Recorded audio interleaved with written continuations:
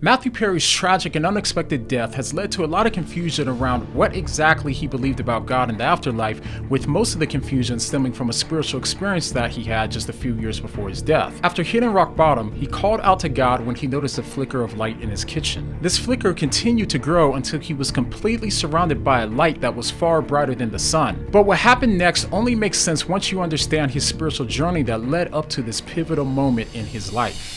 At the age of 14, Perry had his first encounter with alcohol and was surprised by the effect that it had on him. He describes it by saying, "For the first time in my life, nothing bothered me. The world made sense. I was complete, at peace. I'd never been happier than in that moment." I just sort of drank this entire bottle and just was in heaven. It was only later that he realized that drinking was the first way that he tried to fill a spiritual hole in his life. He said, "Whatever holes you're filling up seem to keep opening back up. Maybe it's because I was always trying to fill a spiritual hole with a material thing." But rather than alcohol fixing the problems in his life, he started to realize that it couldn't. And it was then that he believed that fame would be the solution. He wrote, "By 1986, I was pretty sure fame would change everything, and I yearned for it more than any other person on the face of the planet.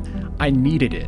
It was the only thing that would fix me. Living in LA, you would occasionally bump into a celebrity, or you'd see Billy Crystal at the Improv, make a note of Nicolas Cage in the next booth, and I just knew they had no problems. In fact, all their problems had been washed away. They were famous." But after exactly almost 10 years after the first drink of alcohol that brought him so much peace, he found himself making his very first prayer to God. And then I knelt down and said, "God, you can do whatever you want to me. Just please make me famous." And only 3 weeks later, Perry got casted for the famous sitcom Friends, which changed his life forever. And about his prayers being answered, he said that God had certainly kept his side of the bargain, but the Almighty, being the Almighty, had not forgotten the first part of that prayer as well. But what followed in the years to come made Perry regret that he ever made that prayer in the first place. It wasn't long before Perry realized that becoming rich and famous wasn't any more capable of fixing his problems than alcohol was. He said that it only took him 6 months to realize that being rich and famous wasn't going to fill the void in his heart.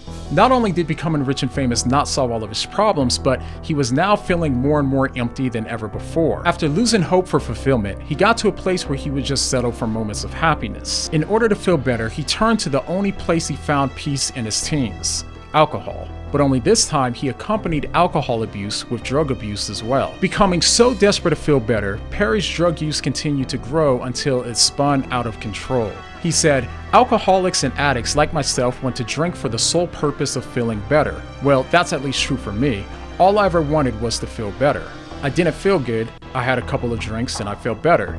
But as the disease progresses, it takes more and more and more and more and more and more and more to feel better.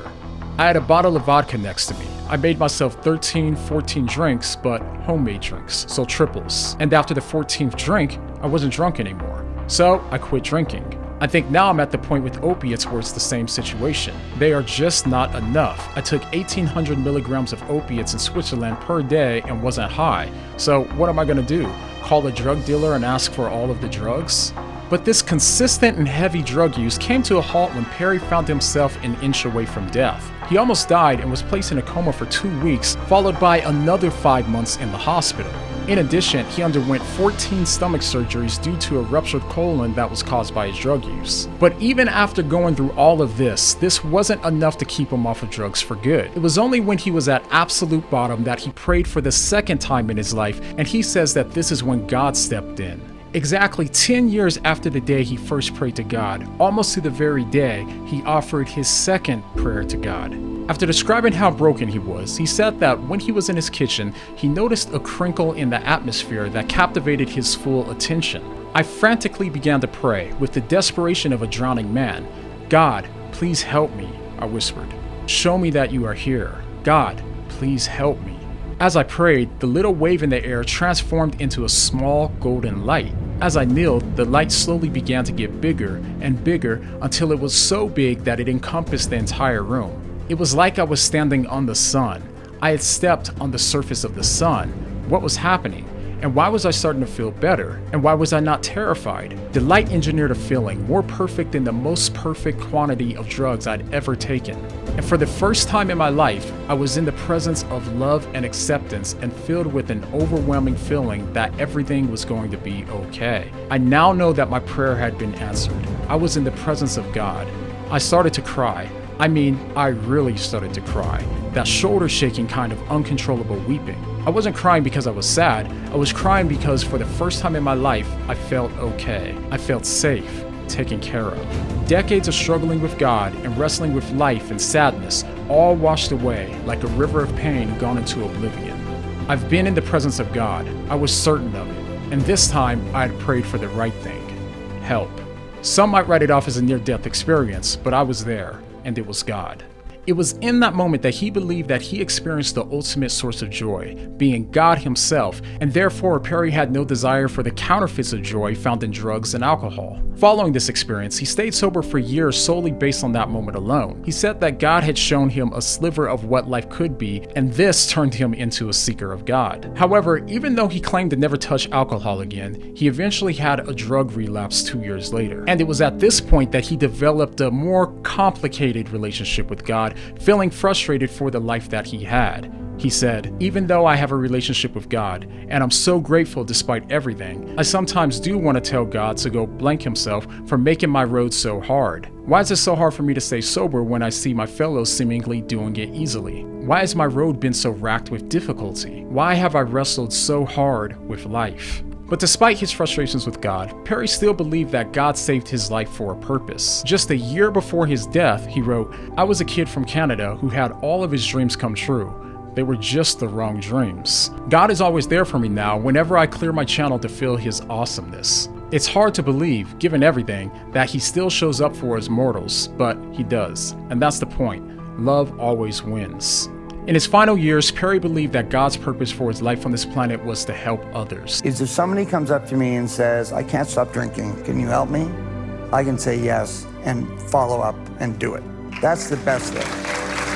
He turned his former Malibu home into a sober living facility called the Perry House, which ran until 2015, and he continued to help countless individuals in their journey to sobriety until he died. And when it comes to death, he even said that when he dies, he wants to be remembered the most for helping others. When I die, I don't want friends to be the first thing that's mentioned. I want that to be the first thing that's mentioned, and I'm going to live the rest of my life proving that. When it comes to his final religious beliefs, he kept his religious beliefs private for the most part, but from reading his book and paired with other things that I've heard him say, it seems to me that he most likely was a Protestant or a Catholic. But as I read his book in preparation for this video, I quickly realized how similar his experience with addiction sounded to something that all of us can relate to. Just as Perry describes how indulging in drugs required more and more in order to produce the same feeling of happiness, the same thing is true about sin for all of us. Sin promises that we'll be happier if we just indulge in it. And like drugs, it does make us happier for a moment. But as time goes on, it takes more and more in order to give us the same degree of happiness that we first experienced. And the more that we realize its inability to make us happy in the long run, the more it takes us further and further away from the ultimate source of happiness, God himself. After Perry's experience that he believed he had with God, he knew that anything less than God himself would ultimately be unsatisfactory. And that's when I realized that we all have a little Matthew Perry inside all of us, thinking that we know what we need in order to solve our problems and to be happy. And the reason why sin is so enticing is because at some level we believe that we can get that happiness apart from God and what he says is good for us. But if we're unlucky enough to achieve the thing that we think will ultimately fulfill us, we'll eventually find that it won't. In reality, only an eternal and everlasting relationship with God, the ultimate source of happiness, can truly fulfill us. And if I could just take it one step further, the only reason that we could have a relationship is because of Christ, who died so that we could be in a rightful relationship with him for all of eternity. Just something to think about. Now, this video is part of our What Do They Actually Believe series, but now it's your turn. Who would you like to see us cover next? Let me know down below, and thank you for sticking around to the end, and make sure to hit the like and subscribe button on your way out. And lastly, please keep the friends and family of Matthew Perry in your prayers, all right? See you guys next time.